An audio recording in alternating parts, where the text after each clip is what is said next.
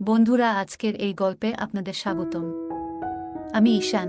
আমাদের পরিবারে ছিল মা, বাবা আর আমি।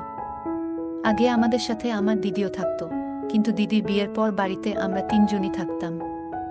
আমাদের আবাসনটি ছিল একটি ব্যস্ত এলাকায়, তবে পরে বিভিন্ন কারণে লোকসংখ্যা কমে যায়। যদিও করোনার সময় ছিল তখন, তাই অনেকেই বাড়ি থেকে কাজ করত, এজন্য অনেকে গ্রামে চলে যায়। তবে 2021 সালের পরে ধীরে ধীরে আমাদের সোসাইটি আবার চঞ্চল হয়ে ওঠে। বিভিন্ন উৎসব পুনরায় উদযাপন হতে শুরু করে। আমার মায়ের নাম ছিল মাধুরী। তিনি তার নামের মতোই সুন্দর এবং মুক্ত চিন্তার অধিকারী ছিলেন। মায়ের এক অসাধারণ গুণ ছিল, তিনি যে কোনো পরিস্থিতিতে সঠিক সুযোগের সদ্ব্যবহার করতে পারতেন। তার বুদ্ধি ও কথার ভঙ্গি ছিল অতুলনীয়। কিছুদিন আগেই একটি ঘটনা ঘটেছিল যা আমার জীবনে গভীর প্রভাব ফেলেছে। আমাদের সোসাইটিতে একটি বড় পার্টির পরিকল্পনা চলছিল। আমাদের সোসাইটিতে মোট 10টি বিল্ডিং ছিল, আর সবাই মিলে একসঙ্গে এই উৎসবটি উদযাপনের সিদ্ধান্ত নেওয়া হয়। উৎসবটি ছিল নতুন বছর উপলক্ষে। পার্টির দিন মা একটি উজ্জ্বল লাল রঙের শাড়ি আর স্টাইলিশ ব্লাউজ পরে বের হলেন।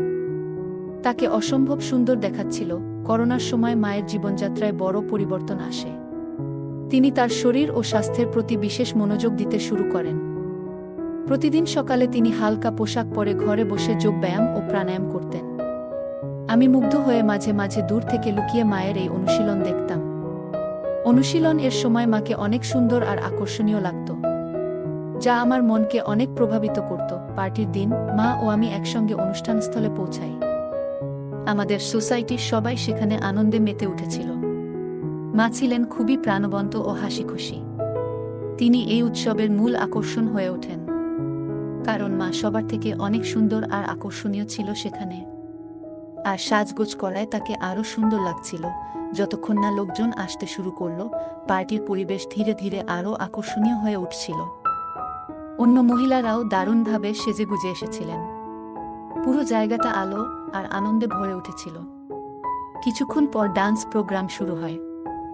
সবাই একের পর এক মঞ্চে উঠে নাচতে শুরু করল। আমিও নিজের মতো করে পার্টির মাঝে ঢুকে পড়লাম। পার্টির এক কোণে গিয়ে আমি এক বোতল পানীয় তুলে নিই। লুকিয়ে লুকিয়ে পান করতে থাকি। এদিকে নাচের মধ্যে একটা মেয়ের সঙ্গে আমার আলাপ হয়। তার নাম ছিল নেহা। তার হাসি আর কণ্ঠে যেন কিছু আলাদা আকর্ষণ ছিল। সে আমার কাছে এসে কথা বলল এবং এক পর্যায়ে আমাকে প্রস্তাব দেয়। নেহা আমাকে বলল, চলো আমার বাড়ি, আমি তোমার পাশে কিছু সময় থাকতে চাই। আমি তখন এমন অবস্থায় ছিলাম যেখানে আমার নিজের উপর নিয়ন্ত্রণ ছিল না। মন চাইছিল কোনো কিছু নতুন করার। আমরা ঠিক পার্টি ছেড়ে বেরিয়ে যাব, এমন সময় আমার মা সেখানে এসে পৌঁছালেন। মা বুঝতে পেরেছিলেন যে আমি কোথাও লুকিয়ে আছি, আর তিনি আমাকে খুঁজতে খুঁজতে ঠিক সেখানে চলে এলেন। মা আমাকে দেখতে পেয়ে থমকে গেলেন। তার চোখে উদ্বেগ আর কষ্টের ছাপ ছিল। তিনি আমার হাত ধরে বললেন, তুমি কি জানো তুমি কি করতে যাচ্ছ? এই পথে হেঁটো না, জীবনকে নিজের নিয়ন্ত্রণে রাখো। মায়ের কথাগুলো যেন আমার ভিতর গভীর ছাপ ফেলল। পার্টির এক কোণে যখন আমি লুকিয়ে পানীয় পান করছিলাম, তখন হঠাৎ মায়ের গলা শুনতে পেলাম। মা আমাকে খুঁজে পেয়ে ডাক দিলেন। আমি হতবাক হয়ে গেলাম, আর নেহা ভয় পেয়ে চুপচাপ সেখান থেকে চলে গেল। আমি মায়ের দিকে এগিয়ে গেলাম। মা আমাকে দেখে বললেন, এটা কি তোমার পার্টি করার স্টাইল? আমি কিছু বলার আগে মা আমার মুখের দিকে তাকিয়ে বললেন, তুমি কি পান করেছ? তোমার মুখ থেকে তো পানীয়ের গন্ধ আসছে। লজ্জা করে না তোমার? আমি মাকে বোঝানোর চেষ্টা করলাম। বললাম, মা, এটাই আমার প্রথমবার। বছরের এই দিনটা একটু আনন্দ করতে চেয়েছিলাম। মা আমার কথা শুনে শান্ত স্বরে বললেন, আনন্দ করো, কিন্তু এমন গোপনে নয়। যদি কেউ দেখে ফেলে বা জানতে পারে, তবে তোমার বাবার মান সম্মান কি হবে? নিজের কাজের জন্য পরিবারের মানমর্যাদা নষ্ট করো না। আমি প্রতিশ্রুতি দিলাম, মা, আমি আর কখনো এমন করব না। সবকিছু তোমাকে জানিয়ে করব। মা আমার দিকে তাকিয়ে বললেন, সত্যি বলতে, সমস্যা আনন্দে নয়, সমস্যা তখন হয় যখন তুমি লুকিয়ে কিছু করো। যা করছো তা সঠিক পথে করো। আর বাইরের কারো কাছে এমন কিছু করো না যাতে তারা তোমার বা আমাদের সম্মান নিয়ে কথা বলতে পারে। এরপর আমি মায়ের হাত ধরে বললাম, মা, আজকের দিনটা নষ্ট করো না। তুমি এসো, আমাদের সঙ্গে পার্টিতে যোগ দাও। মা আমার কথায় রাজি হয়ে গেলেন। আমরা আবার পার্টিতে ফিরে গেলাম। মা ধীরে ধীরে স্বাভাবিক হয়ে উঠলেন এবং অন্যদের সঙ্গে কথা বলতে শুরু করলেন। কিছুক্ষণ পরে লোকজন পার্টি ছেড়ে বেরিয়ে যেতে শুরু করল, কারণ ড্রিঙ্কস শেষ হয়ে গিয়েছিল। তখন মা আমাকে একটি টেবিলের কাছে নিয়ে গিয়ে বসলেন। হঠাৎ মা বললেন, আমিও একটা পানীয় চেখে দেখতে চাই। যাও, সেই কোণ থেকে একটি বোতল নিয়ে এসো, যেখানে তুমি আগে ছিলে। আমি মায়ের কথা শুনে অবাক হলাম। আমি বিস্মিত হলেও বোতল নিয়ে এলাম। মা নিজেই দুটি গ্লাসে পানীয় ঢাললেন এবং বললেন, এই সময়ে আনন্দের মাঝেও দায়িত্বশীল হতে শেখা উচিত। আনন্দ করো, তবে কখনো এমন কিছু করো না যাতে নিজের কিংবা পরিবারের সম্মান প্রশ্নবিদ্ধ হয়। মায়ের কথাগুলো আমার মনে গভীর দাগ কাটল। সেই দিনটি শুধু একটা পার্টি ছিল না, বরং জীবনের একটা গুরুত্বপূর্ণ শিক্ষা পেলাম সেই রাতে। মায়ের অনুরোধে আমি পানীয়ের দুটি গ্লাস তৈরি করলাম। মা জানতে চাইলেন, দুটি কেন? আমি মৃদু হেসে বললাম, একটি তোমার জন্য এবং একটি আমার জন্য। মা প্রথমে রাগ করে আমার দিকে তাকালেন, তবে আমার হাসি দেখে শান্ত হলেন। আমরা চিয়ার্স করলাম, আর মা দ্রুত নিজের গ্লাস শেষ করলেন। এরপর তিনি আমার গ্লাসটি নিয়ে সেটিও পান করতে শুরু করলেন।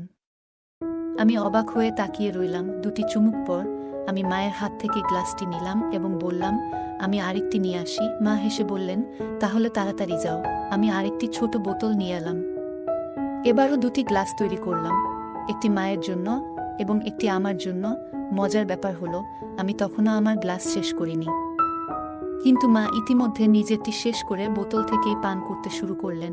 মা পুরোপুরি মাতাল হয়ে গেলেন, আর আমি একদিকে হাসতে হাসতে তাদের সামলানোর চেষ্টা করছিলাম। এরপর আমি মাকে ধরে সোফায় বসালাম। সময় তখন রাত 11:05। একে একে সবাই ছাদে চলে গেলেন নতুন বছরের শুভেচ্ছা জানাতে, কিন্তু আমি এবং মা নিচে রইলাম, কারণ তিনি তখন কিছুটা অসুস্থ অনুভব করছিলেন। আমি মায়ের পাশে বসে নিউ ইয়ার কাউন্টডাউন শুরু করলাম।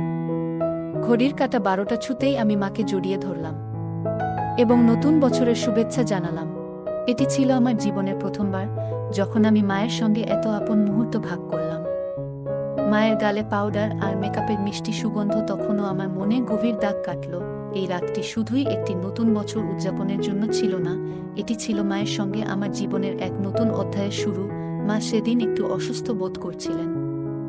তিনি বললেন, আমার এক হাত ঠিক মতো কাজ করছে না এবং এক হাতে শরীরে চুলকাচ্ছিলেন। আমি দেখে বুঝতে পারলাম তিনি হয়তো একটু অস্বস্তিতে আছেন। আমি তার কাছে গিয়ে বললাম, মা, একটু বসো, আমি তোমাকে সাহায্য করছি। হঠাৎ আমার হাত তার গায়ে লেগে গেল। মা বললেন, কি হচ্ছে? একটু সাবধানে থাকো। আমি সঙ্গে সঙ্গে বললাম, সরি মা, এটা একেবারেই ভুল করে হয়েছে। মা মৃদু হেসে বললেন, ঠিক আছে, এমন ছোটখাটো ব্যাপারে চিন্তা করো না।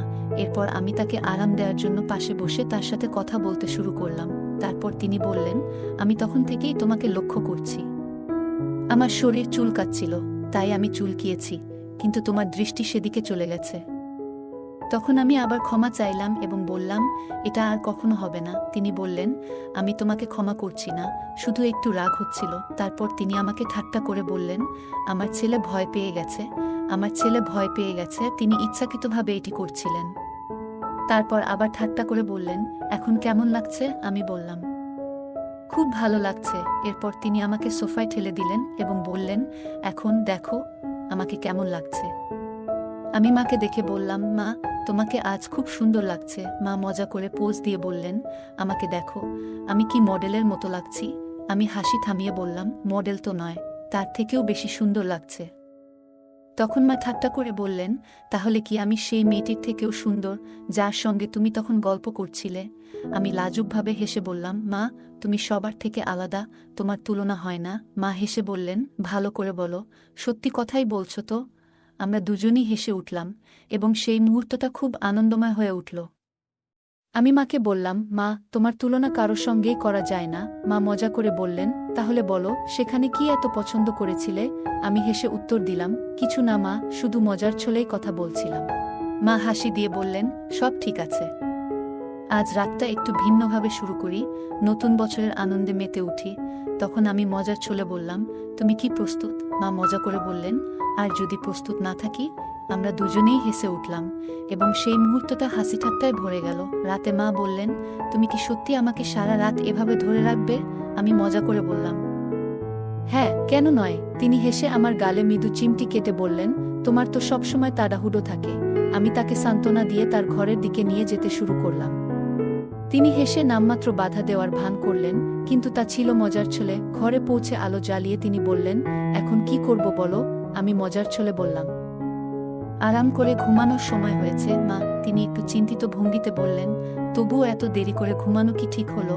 আমি হাসি মুখে বললাম, আজকের রাতটা বিশেষ মা, একটু মজা করলে ক্ষতি নেই। আমরা দুজনেই হেসে উঠলাম, আর সেই মুহূর্তটা আনন্দে ভরে উঠল। তখন সে বলল, কিন্তু আমার তো জানা থাকবে, পরে যদি খারাপ লাগে। এখন হয়তো ভালো লাগছে, কিন্তু ভবিষ্যতে এই সম্পর্কের দিকটা হয়তো বদলে যাবে। আমি বললাম, তোমার প্রতি আমার অনুভূতি সত্যি। আমি অনেকদিন ধরে তোমার পাশে আছি, একজন ভালো বন্ধুর মতো। কিন্তু যদি আজ আমরা এই মুহূর্তটাকে হারিয়ে ফেলি, তাহলে হয়তো সবকিছু বদলে যাবে। সে এক মুহূর্ত ভাবল, তারপর বলল, ঠিক আছে, কিন্তু একটাই শর্ত, আজকের পর আর কখনো কিছু আশা করো না। আমি খুশি মনে বললাম, ঠিক আছে, আমি তোমার শর্ত মেনে নিচ্ছি। তারপর সে আমার দিকে তাকিয়ে জিজ্ঞাসা করল, তুমি এমনভাবে দাঁড়িয়ে আছো কেন? আমি বললাম, কিছু না। তখন মা বলল, তাহলে যাও, যদি তুমি না চাও। আমি বললাম, তোমার ইচ্ছা যদি না থাকে, তাহলে আমি চলে যাই। আমি বিছানায় বসেছিলাম, তখনই সে আমার হাত ধরে টেনে বলল, তুমি এত গম্ভীর কেন? সবকিছু এত সিরিয়াস ভাবে নিও না। আমি অবাক হয়ে বললাম, তাহলে তুমি চোখ বন্ধ করে আগে শুয়েছিলে কেন? সে হাসতে হাসতে বলল, আলোটা আমার চোখে পড়ছিল, তাই চোখ বন্ধ করেছিলাম। আমি আলো বন্ধ করে আবার শুয়ে পড়লাম। সেই রাতে পার্টির পরে আমরা প্রথমবার এতটা সময় একসঙ্গে কাটিয়েছিলাম। তখনই সে উঠে গেল, আলোটা জ্বালালো এবং বাথরুমে চলে গেল। ফিরে এসে আবার বিছানায় শুয়ে পড়ল। আমি তাকে দেখে বললাম, মা, তুমি খুব সুন্দর লাগছো। সে হাসি দিয়ে বলল, এখন তো আমি আগের থেকে অনেকটাই রোগা হয়েছি, তাও কি তোমার কাছে ভালো লাগি? আমি বললাম, তুমি যেভাবেই হও, সবসময় আমার কাছে সুন্দর। আমি মাকে বললাম, তুমি সবসময় সুন্দর লাগো। মা মুচকি হেসে বললেন, আজ তোমার বাবা আসছে না, আমরা দুজনে একসঙ্গে সময় কাটাবো। দরজাটা বন্ধ করে দাও, আর বাইরে যাওয়ার দরকার নেই। আমি বললাম, মা, তুমি তো অনেক স্মার্ট। আমি ভেবেছিলাম তুমি পুরনো ধাঁচের মানুষ। মা হেসে বললেন, আমি এমন নই, আমি নিজের মতো করে চলি। তোমার যদি কিছু মনে হয়, নির্দ্বিধায় আমাকে বলো। আমি বললাম, আমার তোমাকে নাম ধরে ডাকতে ইচ্ছা করছে। মা বললেন, দেখো। আমি প্রথমবার তাকে তার নাম ধরে ডাকলাম, আর আমরা দুজনে হেসে উঠলাম। হাসতে হাসতে আমি বললাম, মা, তোমার আর বাবার কথাবার্তা এখন খুব একটা হয় না, তাই না? মা হেসে বললেন, হ্যাঁ, এখন খুব কম হয়। মাসে 1-2 বার, তাও সময় বের করা মুশকিল। আমি বললাম, সত্যি? মা মাথা নেড়ে বললেন, হ্যাঁ সত্যি। আমরা আবার হেসে উঠলাম। কিছুক্ষণ পর আমি মাকে জিজ্ঞাসা করলাম, মা, তোমার কি প্রয়োজন? মা মুচকি হেসে বললেন, তুই আমার ছেলে, আমি তোকে সবকিছু বলতে পারি। আমি বললাম, তাহলে আজকের রাত শুধু আমাদের জন্য। আমরা একে অপরের মুখোমুখি বসে গল্প করতে শুরু করলাম। মা আমাকে তার তারুণ্যের দিনগুলোর কথা বললেন, কিভাবে তিনি অনেক কঠিন সময় পার করেছেন এবং সবকিছু সামলেছেন। আমি তার কথা শুনলাম এবং আমার মনের কথাগুলোও তাকে জানালাম। আমি মাকে এমন কিছু কথা বললাম, যা আগে কখনো কাউকে বলিনি। মা গভীরভাবে আমার কথা শুনলেন এবং তারপর বললেন, তুই জানিস আমি তোর জন্য কত গর্বিত। তুই সবসময় আমার পাশে থেকেছিস। আজ আমরা শুধু একে অপরের সাথে সময় কাটাবো। আমি মাকে জড়িয়ে ধরে বললাম, মা, তুমি পৃথিবীর সেরা। তারপর আমরা দুজনে একসাথে বসে গল্প করলাম, পুরনো দিনের কথা স্মরণ করলাম, একসঙ্গে হাসলাম আর মন খুলে কথা বললাম। কিছুক্ষণ পরে মা বললেন, এবার চল, ঘুমানোর সময় হয়ে গেছে। আমি মাকে বিছানায় শুইয়ে দিলাম এবং পাশে গিয়ে শুয়ে পড়লাম। আমরা দুজনে চোখ বন্ধ করলাম এবং একে অপরের সান্নিধ্যের উষ্ণতা অনুভব করলাম। সেই রাতের গভীর নিস্তব্ধতায় আমি অনুভব করলাম আমার জীবনে মায়ের গুরুত্ব ঠিক কতটা। সে সবসময় আমাকে কাছে রাখে, যেন আমি তার জীবনের একটি গুরুত্বপূর্ণ অংশ। আমি জানি তার জন্য আমি ঠিক কি, কিন্তু মাঝে মাঝে আরও ভালোভাবে বুঝতে চাই। পরের দিন সকালে যখন আমার ঘুম ভাঙল, আমি দেখলাম মা এখনো গভীর ঘুমে। তার মুখে এক ধরনের প্রশান্তি ছিল, যা দেখলে যে কারোর মন শান্ত হয়ে যাবে। আমি ধীরে ধীরে উঠে বিছানার চাদর ঠিক করে দিলাম, যেন সে আরাম করে ঘুমাতে পারে। রান্নাঘরে গিয়ে আমি তার জন্য চা বানাতে শুরু করলাম। চায়ের কাপের ভাপ উঠছিল, আর তার সাথে আমার মনে হচ্ছিল আজকের দিনটা তার জন্য একটু বিশেষ করে তুলি। যখন সে ঘুম থেকে জাগল, আমি চা নিয়ে তার ঘরে ঢুকলাম। মৃদু হাসি দিয়ে বললাম, গুড মর্নিং মা। চা নিয়ে এসেছি তোমার জন্য। মা একটু অবাক হয়েও আনন্দিত হলেন। তিনি হাসি মুখে বললেন, গুড মর্নিং আমার লক্ষ্মী ছেলে। তুমি এভাবে আমার জন্য চা বানিয়েছ? এটা তো চমৎকার শুরু। আমরা একসঙ্গে বসে চা খেলাম। সেই দিন থেকেই আমাদের সম্পর্ক আরও গভীর হতে শুরু করল। আমরা প্রতিদিন একে অপরের সঙ্গে আরও বেশি সময় কাটানোর চেষ্টা করতাম। ছোট ছোট বিষয় থেকে শুরু করে বড় চিন্তাভাবনা, সবকিছু আমরা একে অপরের সঙ্গে ভাগ করে নিতে লাগলাম। সেই রাত, যে রাতে আমরা একসঙ্গে এতটা সময় কাটিয়েছিলাম, আমাদের জীবনে এক নতুন অধ্যায়ের সূচনা করল। আমরা দুজনই একে অপরকে আরও ভালোভাবে জানতে এবং বুঝতে পারলাম। সেই মুহূর্তগুলো আমাদের সম্পর্ককে আরও দৃঢ় করে তুলল। তো বন্ধুরা, এটাই ছিল আজকের ছোট্ট গল্প। এমন আরও গল্প শুনতে চাইলে কমেন্টে জানাও। গল্পটি আপনাদের কেমন লাগলো কমেন্ট করে জানাতে ভুলবেন না। আর যদি গল্পটি ভালো লেগে থাকে তাহলে অবশ্যই লাইক করুন এবং আপনার বন্ধুদের সঙ্গে শেয়ার করুন। এমন আরও আকর্ষণীয় গল্পের জন্য আমাদের চ্যানেলটি সাবস্ক্রাইব করুন এবং বেল আইকনটি ক্লিক করতে ভুলবেন না, যাতে আমাদের কোনো গল্প মিস না হয়।